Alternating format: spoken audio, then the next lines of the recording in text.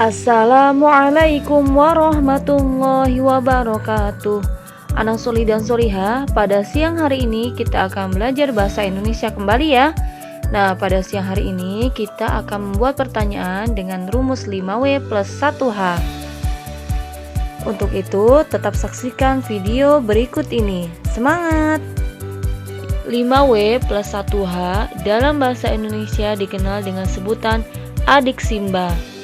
Sebutan adik Simba sendiri diambil dari singkatan unsur 5W plus 1H, yaitu apa, di mana, kapan, siapa, mengapa, dan bagaimana. Unsur 5W plus 1H terdiri dari beberapa bagian. Yang pertama adalah unsur what, yang artinya adalah apa yang terjadi. Kemudian who, siapa yang terlibat dalam peristiwa itu. Why, mengapa hal itu bisa terjadi. When, kapan peristiwa itu terjadi. Where, di mana peristiwa itu terjadi. Dan yang terakhir adalah how, bagaimana peristiwa itu terjadi. Unsur what atau apa menjelaskan seputar apa yang terjadi atau apa yang menjadi pembahasan dalam teks. Secara singkat, pertanyaan ini menanyakan tentang inti masalah dari kejadian yang disampaikan. Contoh kalimatnya adalah, apa nama buah kesukaan ayahmu? Unsur yang selanjutnya adalah who atau siapa.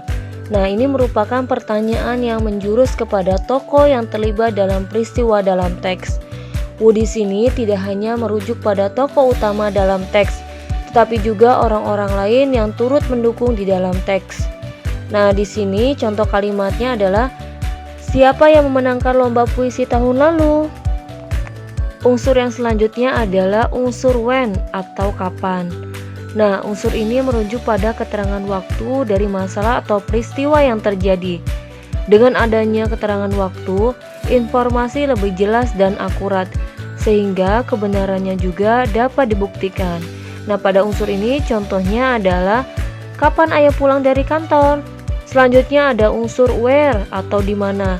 Nah, unsur ini menjelaskan tentang tempat suatu peristiwa terjadi. Dengan adanya unsur where, kita dapat memahami isi teks secara lebih baik. Unsur ini juga bisa memberikan bukti fisik terkait dengan adanya peristiwa yang terjadi. Contoh kalimatnya adalah, di mana rumah Bapak Ahmad? Unsur yang selanjutnya adalah unsur why atau mengapa. Nah, unsur ini menitik beratkan pada alasan atau latar belakang terjadinya peristiwa atau masalah yang dibahas.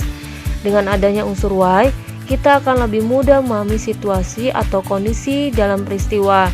Nah, ini akan memudahkan kita juga untuk membuat pertanyaan ya nak. Nah, contoh kalimatnya adalah, mengapa peristiwa kebakaran itu terjadi? Unsur yang terakhir adalah unsur who atau bagaimana. Pada unsur ini menitik beratkan pada penjelasan dan penggambaran tentang isi teks. Contoh kalimatnya sangat mudah, yuk kita buat yuk. Nah, contohnya seperti ini.